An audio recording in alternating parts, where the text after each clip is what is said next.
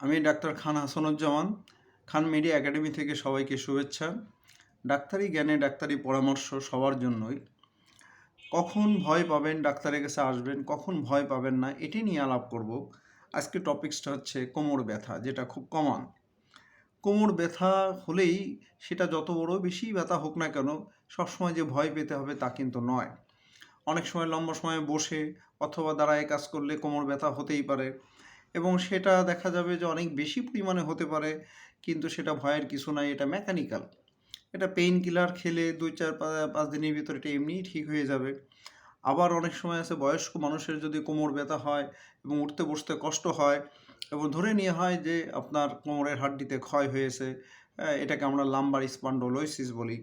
এটারও ভয় পাওয়ার কিছু না, এটা কোনো ক্ষতি করে না, কিন্তু একটু কষ্ট দেয়। এই জাতীয় রোগীকে কিছু নিয়ম মেনে চলতে হয়, যেমন চেয়ারে বসে নামাজ পড়া, অথবা হাই কমোডে টয়লেট করা বা চেয়ার বাথরুমে টয়লেট করা, মাজা হাঁটু ভাঁজ করে কোনো কাজ না করা, আর এই বয়সে ব্যথার ওষুধ না দেওয়াটাই ভালো।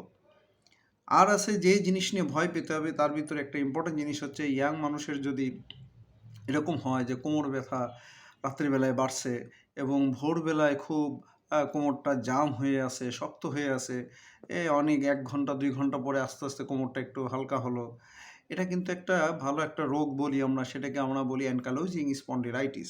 অবশ্যই এই ক্ষেত্রে ডাক্তারের সঙ্গে যোগাযোগ করতে হবে। আরেকটা আছে যে কোমর ব্যথা, কিন্তু কোমরের ব্যথাটা কোমর থেকে নেমে পায়ের নিচ পর্যন্ত, একেবারে হাঁটুর নিচে, পায়ের নিচ পর্যন্ত, তলা পর্যন্ত চলে যায়, ঝিঝি করে বা জ্বালা করে বা ভারী হয়ে যায়, এটাও কিন্তু একটা খারাপ লক্ষণ। এক্ষেত্রেও অবশ্যই ডাক্তারের সঙ্গে পরামর্শ করতে হবে, এবং এক্ষেত্রে রুগী একটা বেড টেস্ট করতে পারে। রুগী বেডে শুয়ে, এই যেমন আমি আপনাদের দেখাই, এই যে রুগীটা শুয়ে আছে এবং পাটা স্ট্রেট করে সোজা রেখে, হাঁটু সোজা রেখে, হ্যাঁ, পাটা এরকম উঁচু করে 90 ডিগ্রি বরাবর পর্যন্ত নর্মাল মানুষ আনতে পারে। কিন্তু যাদের ওই পায়ের নিচ পর্যন্ত ব্যথা হয় তারা কিন্তু এতটুকু 30 ডিগ্রি 40 ডিগ্রি পর্যন্ত আনতে পারে, তার বেশি উঁচু করতে পারে না। এটা কিন্তু তার জন্য একটা খারাপ দিক চিন্তা করা হয়। এক্ষেত্রে অবশ্যই ডাক্তারের কাছে আসতে হবে। আরেকটা হচ্ছে যে কোমরে ব্যথা লম্বা সময় আছে এবং তার শুকায়ে যাচ্ছে, খাওয়ার রুচি নাই, জ্বর আসে রাতে রাতে, এটাও একটা খারাপ লক্ষণ। এটা কোমরের টিবি হতে পারে কোমরের হাড্ডিতে, বা ক্যান্সার, বয়সকালে এটা ক্যান্সারও হতে পারে। এক্ষেত্রেও রোগীকে অবশ্যই ডাক্তারের পরামর্শ নিতে হবে। তাহলে আমি জানাইলাম কখন ভয় পাবেন, কখন ভয় পাবেন না। অর্থাৎ কোমরের ব্যথা পায়ের নিচ পর্যন্ত গেলে ভয় পাবেন।